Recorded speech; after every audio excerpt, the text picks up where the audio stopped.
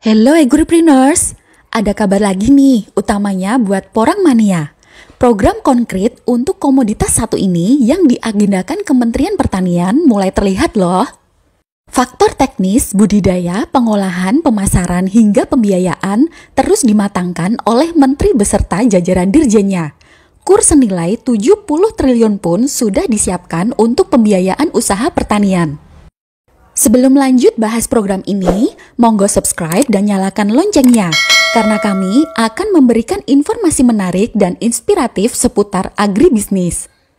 Program dan penyiapan pembiayaan dari pemerintah terungkap dalam webinar Kiat Sukses Budidaya Porang yang diselenggarakan oleh Kopitu, Komite Pengusaha Mikro Kecil Menengah Indonesia Bersatu. Di sini, Direktur Jenderal Tanaman Pangan memberikan kiat sukses dalam agribisnis porang agar petani bisa memaksimalkan potensi usaha budidaya porangnya. Beberapa poin penting bisa kita simak dulu berikut ini. Yang pertama, sukses tata kelolanya dulu. Bagaimana supaya manajemen bisnis untuk porang ini bisa berjalan dengan baik, tata kelolanya dengan baik, dipersiapkan permodalannya, kemudian juga jangan jalan sendiri-sendiri, apalagi skalanya belum skala ekonomi. Skalanya yang layak, dan supaya tumbuh kemitraan atau off-taker. Itu mengenai tata kelola. Yang kedua, sukses pelaksanaan harus dimulai dengan sukses persiapan. Bagaimana para petani kita supaya mempersiapkan secara cermat, lokasinya itu di mana, proses budidayanya melalui metode apa, tahapannya apa, kesiapan petaninya, dalam proses pelepasan varietas beberapa lagi yang sedang usul kita proses, dan bahkan sudah mengembangkan untuk benih itu tidak hanya dari katak bulbil, tapi juga sebagian petani sudah mengembangkan dari bijinya, biji bunga, kemudian dari umbi katak. Nah, sekarang yang keempat ini dari kultur jaringan, sudah ada itu. Jadi perkembangan teknologi sudah berjalan cukup baik. Jadi bagaimana menyiapkan agar di persiapan juga kita sukses, didahului dengan sukses persiapan. Sukses yang ketiga, Bapak Ibu sekalian, ini kata kunci juga, harus sukses bisa memilih benih yang baik. Benih yang baik. Misalnya kalau mau menggunakan benih dari katak, itu ada grade-nya. Ukuran besar, medium, kemudian grade yang kecil. Harganya pun juga berbeda. Kemudian juga unsur-unsurnya dicek, kualitas penampakan fisik dan seterusnya, sehingga akan menghasilkan nanti apabila ditanam juga akan menghasilkan yang baik. Jadi sukses memilih. Kalau sudah sanggup untuk memilih selain katak, silakan juga mau pakai biji, mau umbi, atau yang lebih mau kultur jaringan sudah disiapkan dan sudah ada itu ya. Kemudian dalam memilih bibit juga supaya barang itu setara dengan uang. Jadi harga kuncinya. Ada harga yang sekarang 2.500 per biji. Mekanisme pasar ini supaya dengan cermat, sehingga investasi untuk bibit yang komponen terhadap struktur biaya ini tinggi, bisa dipilih yang baik dan harga yang wajar. Jangan mahal. Sukses berikutnya, sukses budidaya. Kalau aspek budidaya, saya kira kriteria syarat tumbuh ada di Google dan semuanya. Sebagian besar tanaman ini bisa hidup mulai dari ketinggian 0 meter di atas DPL hingga 700, tapi yang efektif lebih bagus itu antara 100 sampai 600 meter DPL dengan naungan sekitar 60%. Jadi tanaman tumpang sari ini bisa di bawah pohon jati, bahkan di sidrap itu integrasi dengan pisang. Di antara pohon pisang ada porang. Teknik pemupukan sederhana, tidak seperti tanaman lain, sehingga mudah dibudidayakan, termasuk pengendalian organisme pengganggu tumbuhan juga tidak sulit, bisa dilakukan. dan supaya diperhatikan mengenai musim saja. Musim 1 itu sekitar 8 bulan, nanti masuk musim 2 itu 8 bulan berikutnya, musim 3 8 bulan berikutnya baru bisa panen. Ada yang nggak sabar panen duluan, begitu juga ya. Jadi bervariasi di lapangan, tetapi ikuti pedoman good agriculture practices yang sudah disebarluaskan. Bukan hanya sukses budidaya, tapi yang berikutnya yaitu sukses dalam hal panen dan pasarnya. Secara harga break-even point, sebenarnya harga sekarang juga masih di atas break-even point. Tetapi ada beberapa petani sudah mulai, waduh panen ini harga turun dan seterusnya. Ingat bahwa harga porang ini harga yang paling bagus diterima saat ini. Bahkan di saat tertentu sampai 14, 13 ribu, 12, 10, sekarang 6 ribu, 7 ribu, 8 ribu, itu pun masih sebenarnya visible dibandingkan dengan komoditas lain. Masih bagus, tetapi bagaimana menjaga, ada beberapa kebijakan, beberapa daerah melakukan mensolusi mengenai harga ini, tetapi kuncinya adalah secara keseluruhan aspek hilir. Industri hilir supaya tumbuh, supaya bisa masuk kemitraan, itu dibangun. Potensi pasarnya masih banyak di dalam negeri, itu baru 10%. Pasar luar negeri ekspor juga besar, silakan yang diekspor bukan umbinya, tetapi harus dalam bentuk chip atau tepung, bukan umbi. Kalau ekspor bibit nggak boleh, atau harus diolah, sehingga yang diekspor adalah dalam bentuk chip atau dalam bentuk tepung. Agar dapat mengusahakan porang dengan skala ekonomi seperti yang disampaikan Dirjen Tanaman Pangan, tentunya pembiayaan usaha tani menjadi salah satu hal penting. Alternatif pembiayaan ini bisa melalui kredit usaha rakyat atau yang biasanya disebut KUR. Program pembiayaan ini sudah dipersiapkan Kementerian Pertanian yang memiliki total plafon 70 triliun rupiah. Memang modal adalah hal yang utama, di samping memang kita harus dengan digitalisasi dan sebagainya.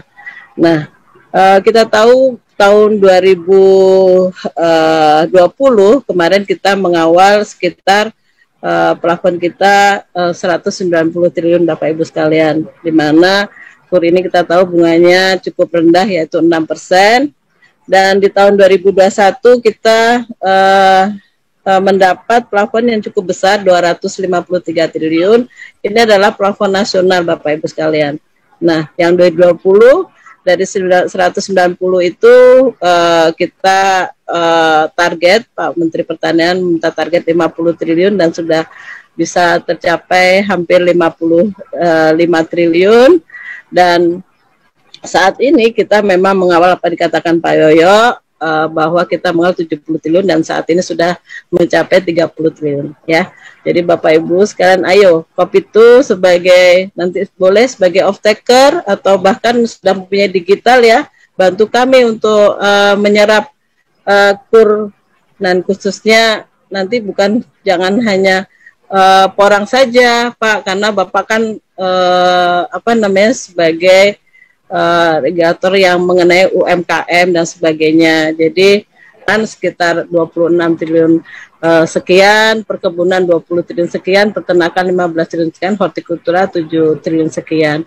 Nah, untuk khususnya komoditi porang, Bapak Ibu sekalian, ini adalah komoditi baru yang dikawal oleh perbankan, dan memang awalnya itu nggak mudah Pak, untuk meyakinkan perbankan itu bisa menyalurkan KUR khususnya komoditi porang. Nah, kebetulan kalau di kami, komoditi porang ini masuk di Direktorat Tanaman Pangan, Pak. Jadi, Pak Menteri Pertanian juga dengan Dirjen Tanaman Pangan, Pak Suwandi, saat ini sedang fokus juga mengenai komoditi ini sebagai salah satu komoditi strategis dalam pengembangan pangan kita. Jadi termasuk di sini alat mesin pertanian. Jadi Bapak Ibu sekalian, kami menginginkan juga ke depan kan sudah ada digital itu. Nah, kita menginginkan juga bisa untuk kurnya ini membeli alat mesin pertanian. Kalau digital ya nanti kita ada smart farmingnya, kita ada drone-nya dan sebagainya ya. Kita menuju ke pertanian yang lebih maju. Jadi nanti kurnya ini juga bukan hanya untuk budidaya saja, bukan hanya untuk membeli bibit dan sebagainya. Nah, di mana nantinya kita harus tentunya akan dari hulu sampai hilir. Terkait pembiayaan KUR ini, perbankan siap mengucurkan dana untuk KUR bagi petani porang. Bank Syariah Indonesia dan BNI 46 memiliki program KUR yang siap diakses oleh petani. Yang tadi kami jelaskan, ya, di sini ada KUR Super Mikro, ya, tujuannya adalah modal kerja, investasi yang maksimum 10 juta. Kalau untuk super mikro adalah 10 juta, murabahah dan ijarah untuk biaya tenaga kerja.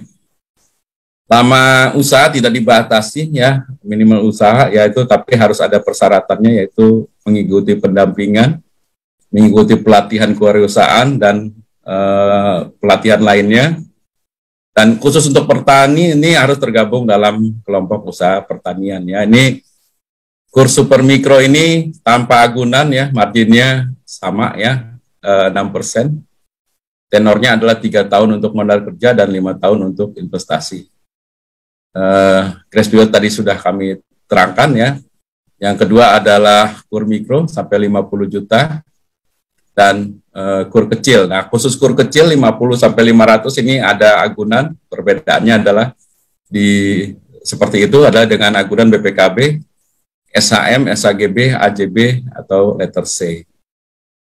Kami lanjutkan Pak Winu. Ini ada RAC, ya, ada risk acceptance kriterianya. Kami saat ini menerapkan millennial smart farming.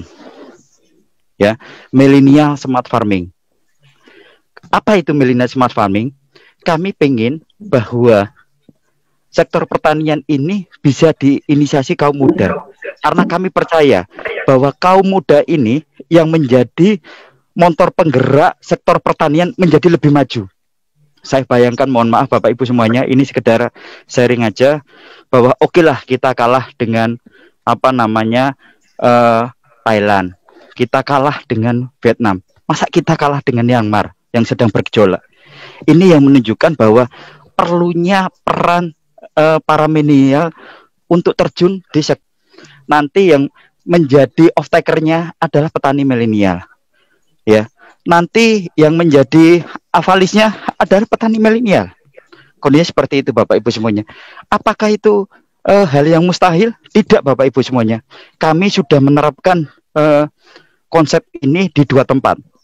Meskipun kami bersusah payah di dalamnya untuk bisa mencari para milenial yang tertarik di dunia pertanian. Karena kami mempunyai keinginan bahwa yang pertama dari konsep ini kita create petani milenial yang ada. Harapannya petani milenial ini mempengaruhi kepada milenial-milenial yang lain untuk tertarik di dunia pertanian. Yang ketiga adalah para petani milenial ini menjadi role model bagi entitas pertanian yang ada. Harapannya, dengan program budidaya dan pembiayaan ini, akselerasi pengembangan porang pada sektor hulu bisa sesuai dengan target. Program-program yang dicanangkan bisa diakses oleh petani yang benar-benar membutuhkannya. Pembahasan lengkapnya bisa Agripreneurs tonton di channel YouTube Kopi2. Semoga informasi ini bermanfaat. Jangan lupa like dan share juga ke teman-temanmu, apalagi yang membutuhkan info ini. Jumpa kembali di video selanjutnya.